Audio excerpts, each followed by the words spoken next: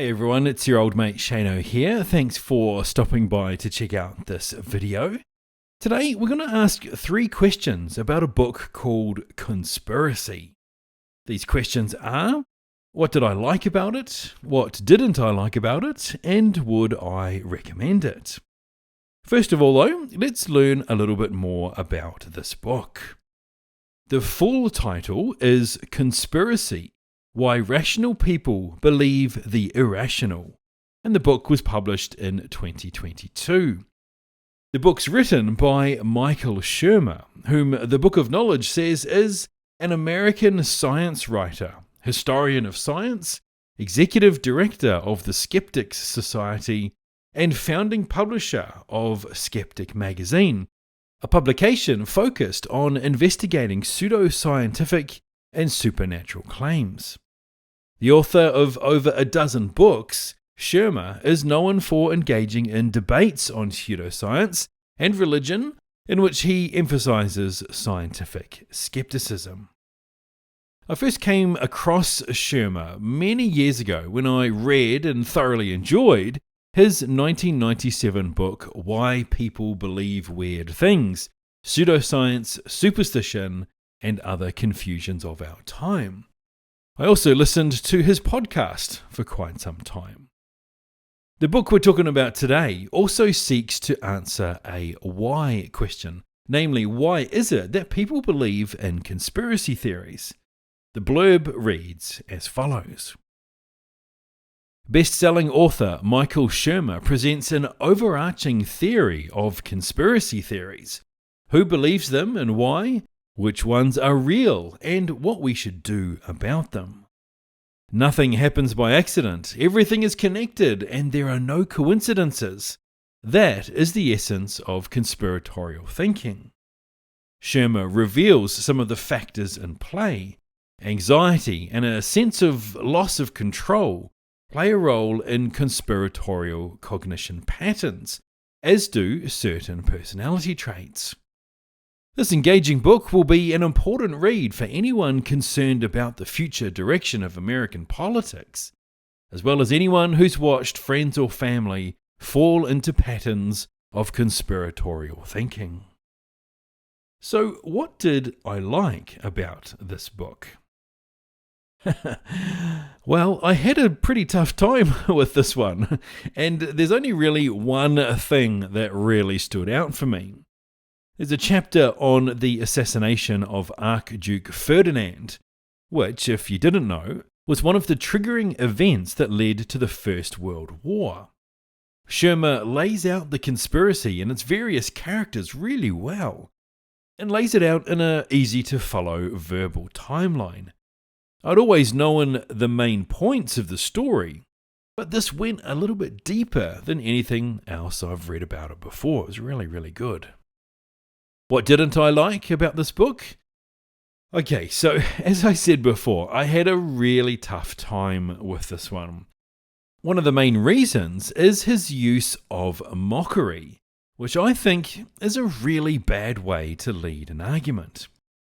For example, he calls Alan Hostetter a pony-tailed former police chief. He describes 4chan as a rickety website full of porn and racism, a slur that could easily be levelled at Twitter or Instagram. He refers to the unhinged CEO of MyPillow. He describes the Watergate saga as a conspiracy of dunces, and Donald Trump is referred to as the conspiracist-in-chief. Now, I might have been able to accept this if he gave everyone he talks about some kind of sobriquet, but it's quite telling that he never does this for people he agrees with. And this is pretty ironic when, in one of his concluding chapters, he says that the best way to talk to conspiracy theorists is to show respect and assume best intentions, and rather assume that they are good people with good intentions, and at worst are simply wrong, not immoral or evil. He makes some odd statements too. For example, he says, the theory that the moon landings were faked in a movie studio takes us into the theatre of the absurd. Once you think about what would be required to pull this off, it'd be cheaper and easier to simply go to the moon and film it there. Whether or not you believe the moon landings were real or not, how on earth, pardon the pun, can you say that it would be cheaper, easier and simpler to go to the moon than to get some people together and make a film?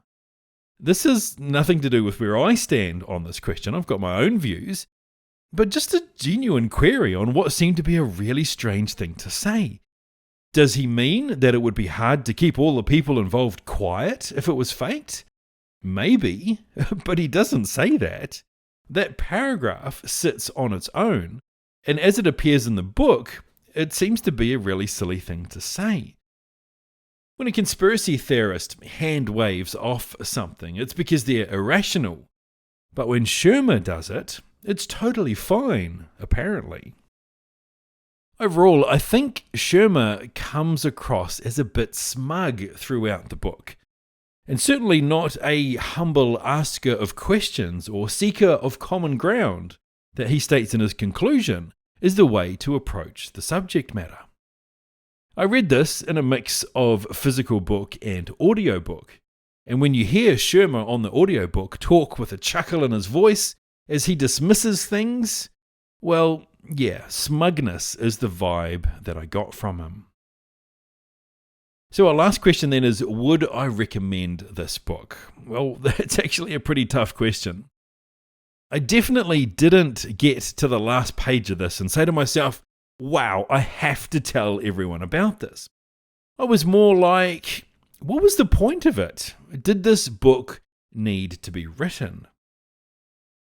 I think he answers his thematic question early on in the book in chapter 4, when he says that psychologist Steven Pinker makes the point that there are good evolutionary reasons why constructive conspiracism may be hardwired into our nature.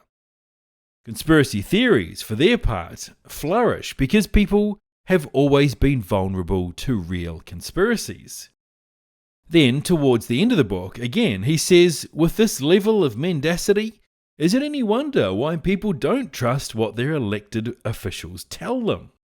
The credibility gap between public statements by politicians and their true beliefs about what's really going on has widened into a credibility canyon.